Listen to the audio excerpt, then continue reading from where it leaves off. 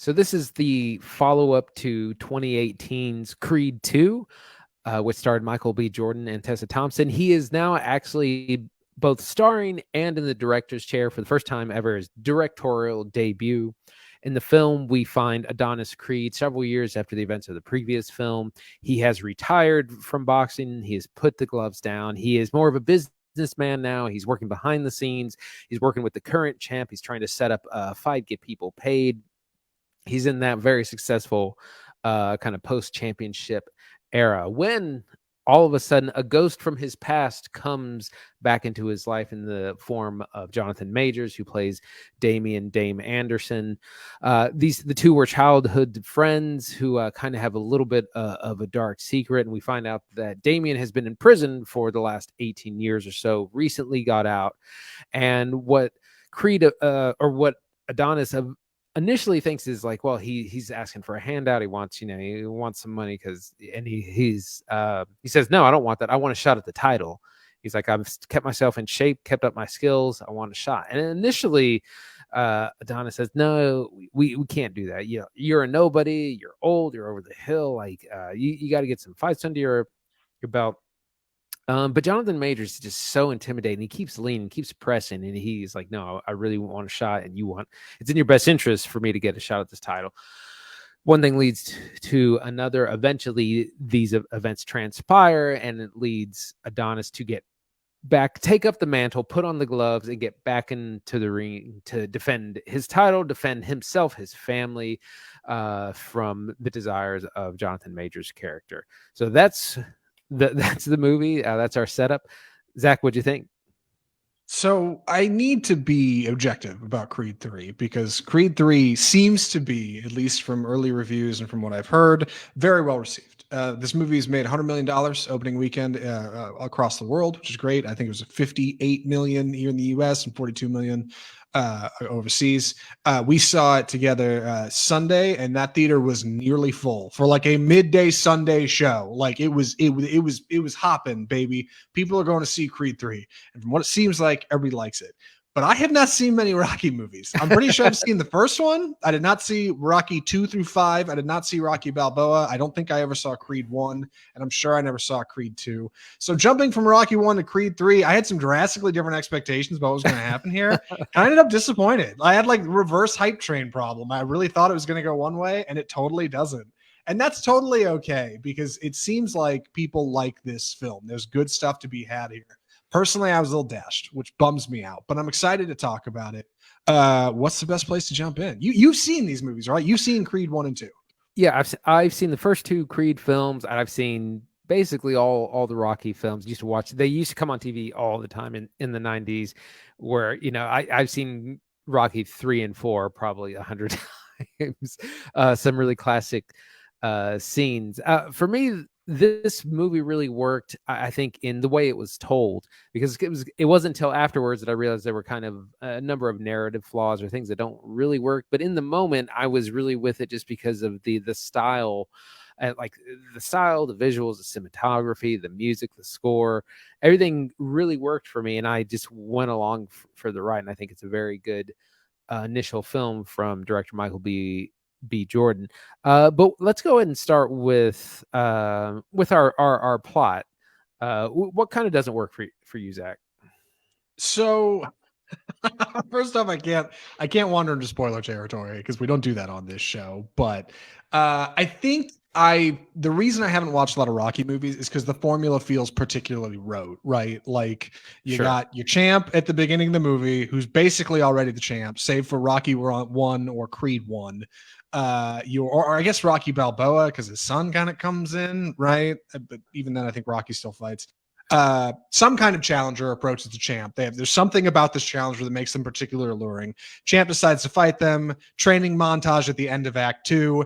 Act 3 is the big fight, right? Like that's what you're getting. And I just kind of figured it was gonna be a little different. I was admittedly very charmed by Jonathan Majors, who is tremendous in this movie. Also Michael B. Jordan, both of them fantastic. They're both really good stuff, man. Like both guys firing on all cylinders. I've read since that they want to continue working together, which is tremendous. They want to make more features. Both huge talents, both great on screen.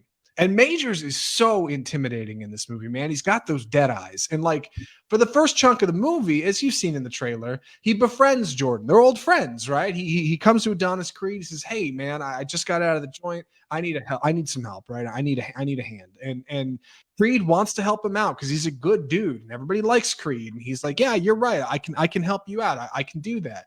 But then suddenly this gets turned on its head, and it turns out that Jonathan Majors is not only wanting a shot, he's coming for Creed's spot. Like that's the issue. And suddenly this turns from a friendship into a pretty brutal rivalry. And I was really charmed by the allure of that. And then when I actually saw the film, I come to find out like it's a little flatter than that, and it feels much more like the traditional Rocky formula than I guess what I thought was going to be kind of more of an independent idea. Like it really does just fall back into the spot of champ is doing his thing, guy shows up, challenges champ, training montage, and they fight. Like, and I hate the movie, and I told this to you and Matt, who's a good friend. It works so well.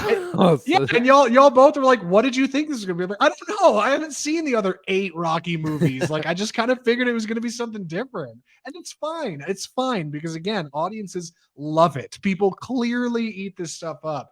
But boy, like coming in with a fresh face, I was just kind of like, I was just a little bummed in the spirit of it. So it does rush things a little bit because in boxing, you can't just fight the champ. You have to build up a record. You got to fight 10, 15 people, usually be undefeated. And then, eventually you can maybe be a challenger. And a lot of these events kind of happen a little too fast overnight. And there's not enough kind of expecting this kind of, there's not enough fight in this rivalry because in the trailer, Jonathan Majors has this great line. He's like, imagine what it's like watching someone else live your life, like get everything that was supposed to come to you.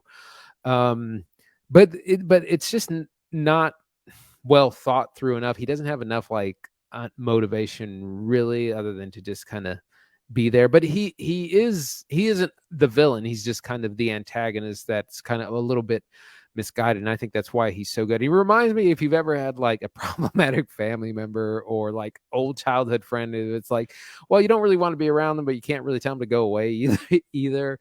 So like a little bit like that, because he spent his life in prison. He's real rough around the edges, prone to violence. And it's, I think he does a great job, but we could have gotten even more out of his character than we did. It's still, that said, he's still head and shoulders above what he did in Ant-Man just a couple of weeks ago. And that shows what I said in that movie. I said, he's great. That script is really weak. And this movie shows what he can do.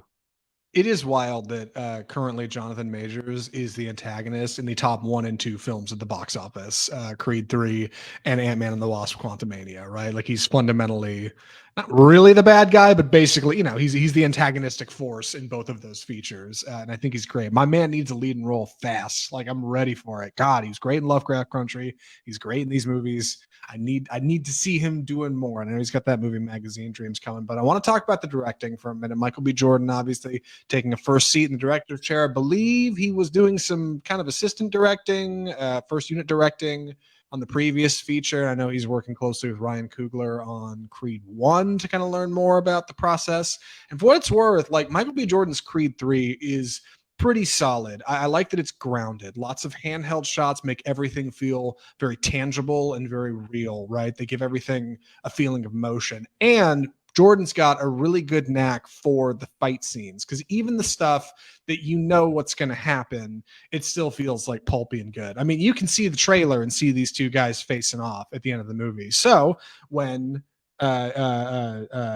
Dame Anderson, Jonathan Majors' character, is on the come up and he's got to win a couple fights to get there, you can already kind of predict he's probably going to win, because we know that the big matchup at the end of the movie is the two of these guys. So even going in knowing Jonathan Majors is going to win this fight against, faceless fighter C or B, it's still good stuff. Like it's still exciting to watch those hits come in. It feels fast. It feels pulpy. Like the fight scenes are heart pounding, like them or not, even if you know it's going to work.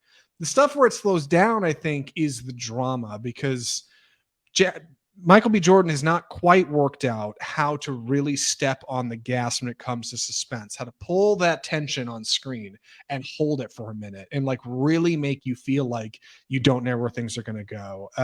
It's really obvious quickly in this film that he doesn't quite drag out emotional tension far enough for things to really feel like they're going to matter. Early in the film, we get a flashback scene with young Adonis Creed, Michael B. Jordan's character, and he gets in a fight with the man outside of a liquor store. And the fight happens so fast, I thought, oh, well, they must have some kind of beef from the previous movies. Because like it just like he goes from calm to 110 super quick. Now he's a young kid, right? And he's obviously got a hot streak, so maybe that's attributed to that. But on screen, you don't see it. It just goes from 0 to 100 super fast. There's another scene with a family member in here where there's some strong emotion like pulling one way, and it happens so quickly. Like it basically is like a phone call and then a cut to the next scene, and we're right in the middle of like a super serious situation. Like he doesn't really feather that at all. Like he kind of just goes from A to B, and that starts to make some of this film, at least the drama, feel a little paint by numbers. But I think that's really redeemed in the fight, man. Like, because the fights are good stuff. You talked about his anime trappings. Michael B. Jordan's an anime fan, and it comes out. One of the things that's obvious is a lot of times. I was watching a great interview with him earlier. A lot of times in anime shows, characters fight out in the middle of nowhere because they have to express themselves. They have to communicate through fighting. And Jordan actually has a really clever way of bringing that into this movie, something you're not going to see in the trailers. You got to go watch it to find out. It actually plays really good. In a smaller movie, I would have thought, oh, they're cutting the CGI budget. They're they're moving the fight. But in this one, like it feels artful and it feels thoughtful. And like I think is a first time outing from Jordan, rock solid entry. Clearly, I mean, he's doing great. Yeah. To piggyback off the fight scenes, they're phenomenal in this movie, and they're better than I think the first two Creed films, because a lot of times in boxing movies, the thing that's usually the worst is the boxing itself, the portrayal of it. The attention to detail is much better. The fights feel real fast and tight, and just kind of like more of what you would see in a boxing match. It is still very Hollywood in that our protagonists and antagonists take a bunch of punishment. Like in a real fight, you can take like one or two big hits, and that might end the fight. That might end the round. In this, our heroes are getting slugged left and right, kind of a lot, but it's still so well choreographed, and the training stuff looks good. I mean, like Michael B. Jordan looks like the real deal. He looks like he could do this. Really trained hard for it, and that's kind of what I think works better, or is done even better than the first two Creed films. Zach won't know this, but in the second one, there is a fight scene that looks like it's all in one take, and it's a really cool kind of camera tray. I don't think it's in one take, but it's cut to look that way. Yeah. And so we also get a lot of really good, interesting cinematography and camera work in this. Also wanted to mention we have some supporting characters and some B plot stuff. Tessa Thompson's character Bianca is back. She had progressive hearing loss through the previous two films, and she's now kind of at the point where she's had to retire from her career as a musician. She's working behind the scenes as a producer, but can't really perform. They now have a young daughter named Amara who is also deaf, and so sign language is a big part of the film. I heard a really great interview with Michael B. Jordan where he talked about the hands of a boxer in this film being used both for language and love as well as like pain and punishment. But those are some other kind of things that are going on in the background of the movie. Yeah, I thought the supporting cast was fine. One of the things I noticed here before we wrap up, because I know we need to move through it, I was surprised at how like high of a pedestal Adonis is on in this movie. And like, I know by like Rocky 3, right? Like Rocky Balboa is the king of kings. Like, oh my God, nobody can topple him. I don't expect him to be living in like a shack house or anything. He's like, but Rocky's like, my in like God. Rocky's like in a Ferrari by like the third or fourth one. Yes, right. And like Adonis Creed is in the same boat. Like the freaking mansion he lives in is so absurd. They had to green screen the exteriors to like put it together because it just is so unreal. Like I have one time a long time ago, not to name drop on the podcast, which I'm about to, but for example, I kept thinking, I one time I went to Tony Romo's house here in Dallas, and Tony Romo is, you know, a pretty big deal. He's not the king of football or anything, but for what it's worth, Adonis Creed's house makes Tony Romo's house look like a freaking shack. And Tony Romo's house is the nicest house it probably will ever be in my life. Like it's insane. And like this and when Jonathan Major's character comes in from prison, right? Like he lives in this crappy apartment with like one dim bulb light and like a crappy window and busted blinds. And like the whole movie, I feel like just punches down on him constantly.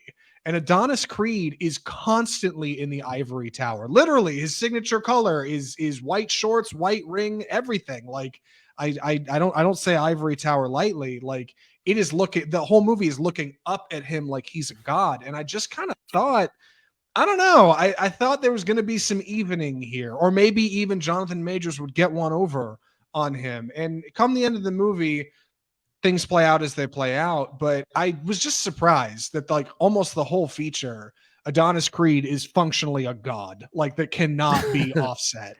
And like I don't know. I just felt like that was a little coming into it fresh. I was like, this just feels like, I don't know, too proud, too much clout. Like I was hoping he'd get Yeah, knocked down a peg or something. he's kind of missing a little bit of that like character flaw that all are that a good protagonist is going to need, especially contrast from the first film where he's like he moves to Philadelphia and he's like living with Rocky in his like dilapidated apartment to like be able to train with him. So it's like miles and miles away from that, which also reminds me Sylvester Stallone and Rocky's character Rocky is not in this film at all. Notably, yes, not here.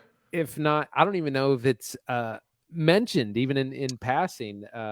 So there's some real ugliness behind the screen. It's not between Michael B. Jordan and Sylvester Stallone, but between what is it, Irwin Winkler, producer. who bought the rights to Rocky way back when Stallone wrote it in the 70s. Stallone lost the rights back then, and he's been fighting to get him back ever since. And at some point, it was decided that they were going to phase out Stallone's character. Yes. And that got real ugly. It was never worked out, but that's why like Sylvester Stallone is very blatantly absent from this movie. Notably absent. Yeah, as far as I can remember, I was driving home from the movie thinking about it, I think he's mentioned once when Jonathan Majors is trying to get this fight and Creed's like, I don't think I can make that happen, man. Like you're not even a rookie, you're nobody, right? Like, you're just off the street. Like I can't put you in a title fight with somebody. But then when he finally kind of gets things going and says, you know what, I'm gonna give you a shot, kid. He says everybody loves an underdog story. He's like, look at Rocky v Apollo, right? Like everybody remembers that. I think that's the only time in the film his name is mentioned that I can think of. And then you do get a bit of the Rocky music at the end, which I think Creed 1 does that. They hold the theme like right till the end of the movie, and then they like swing it on the victory, which is great. Yeah, they really hold back, and it's a little weird knowing on the back end, like definitely Sly Stallone's got some problems with this, but his name's in the credits, right? Based on characters created by Sylvester Stallone. Like, I don't know what kind of bad blood is there, but notably absent. Yeah, Stallone was definitely the victim of this like young Hollywood success. He didn't know any better, signed his life over without really knowing it. And he's still paying for it 50 years later. Yeah. you can find Sly Stallone in the Expendables 5 coming to theaters at some point. And God, get Samaritan, the Amazon movie we covered. Oh God, Samaritan is so bad. That should have made my list of worst, and I forgot about it. Yeah, it's because it was so forgettable. Yeah, Samaritan covered that a while back. Go back and check out our old episodes if you want to hear it. With that being said, Andy, any other thoughts on this one before we move on to recommendations? I think I'm ready. Andy, would you recommend Creed 3? I would for fans of the franchise. I had a really good time. I've watched the other two. I liked the first Creed. I didn't like the second one quite as much. I thought this one was kind of the best of the three, at least in terms of style and presentation. I really got into, like I said, the cinematography, the music, the score, the drama. I think Michael B. Jordan has made a really great first film, and I'd be excited to see what else he brings to the screen. But I would say strongly recommend see it in theaters if you're excited about it.